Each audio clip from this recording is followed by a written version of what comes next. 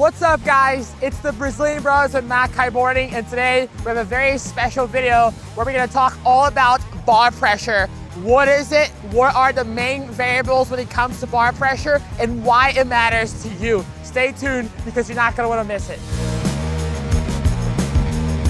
When it comes to bar pressure, there are mainly two variables that you should be thinking about. The first variable is sheet-in pressure, or how much force it takes for you to sheet that bar in.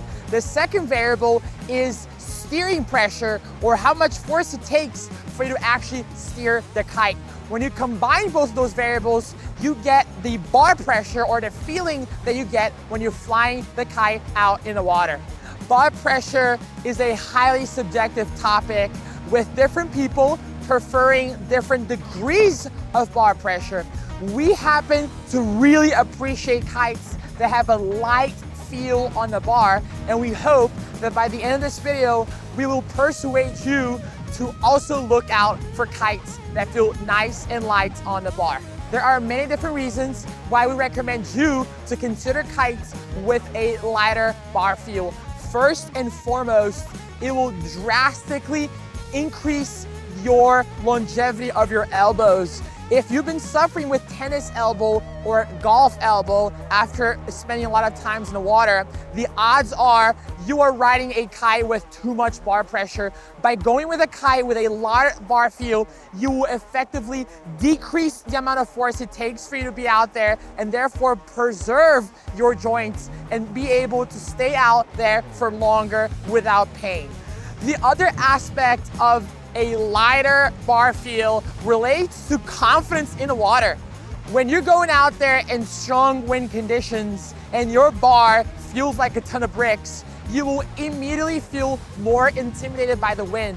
When you go out there with a kite that has a lighter bar feel, you will not feel as scared and as intimidated by the strength of the wind, because the bar is not going to feel so heavy. A third aspect of bar pressure is when it comes to board offs and board off variations. If you have a kite that has light sheet-in pressure, this is gonna make it way easier for you to control your kite with only one hand on the bar. If you have a kite that has really strong bar pressure, really heavy bar pressure, it's gonna take a lot of effort for you to keep that bar sheeted in with only one hand on the bar. Obviously, it's not all flowers when it comes to kites with light bar pressure. If you are transitioning from a kite that has heavy bar pressure to a kite that has light bar pressure, you will struggle with knowing where the kite is at first. Lighter bar pressure kites can also be a little harder to feel where they are in the sky initially. In addition, if you're used to a kite with heavy bar pressure and a lot of feedback on the bar, you might feel like you're underpowered when you get on a kite that has really light bar pressure. So it will take you a few sessions to get used to not feeling that grunt and not feeling a ton of bricks on your hands if you're coming from a kite that has a heavy bar pressure and moving into a kite that has really light bar pressure.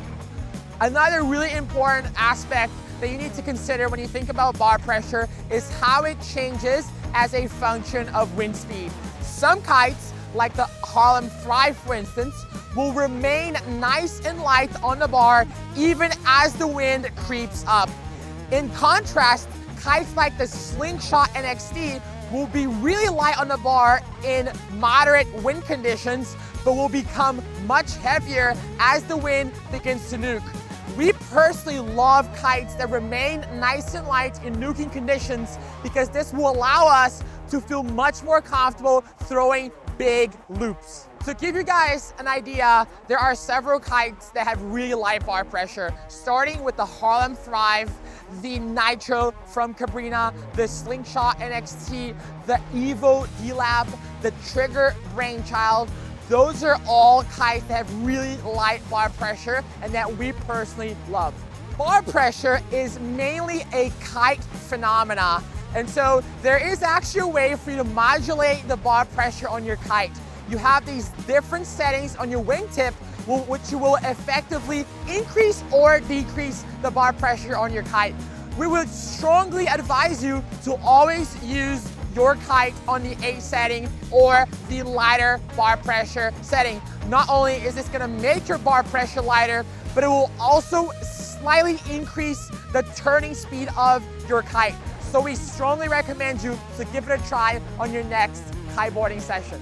Overall, we would highly recommend you to consider going for kites that have lighter bar pressure, because that is ultimately going to allow you to stay in the water for longer, feel less scared, and will allow you to really progress much easier through your loops and through your board offs. Thank you so much for watching this video. As always, make sure to subscribe to Matt Kite's YouTube channel and to follow the Brazilian Bros on Instagram for more awesome kite surfing content.